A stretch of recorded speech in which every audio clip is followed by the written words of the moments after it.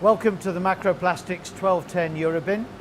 The bin comes in one footprint, 1200 by 1000, two heights, 980 high, 597 high. This bin takes 900 kilos and only weighs 51 kilos. It's made out of 100% virgin polypropylene and therefore is fully recyclable.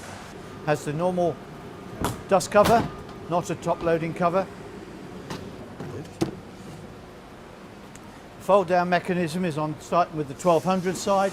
After that it's non-sequential, and so you don't have to walk around the bin, you can fold the bin down from the inside. And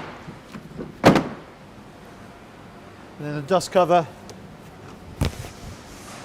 fits on top.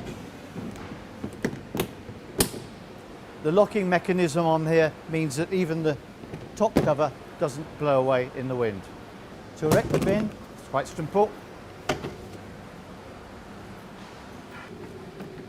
As the sides come up, 1200 sides. So with the finger mechanism, so you don't have to reach over the edge, you pull up and erect the bin.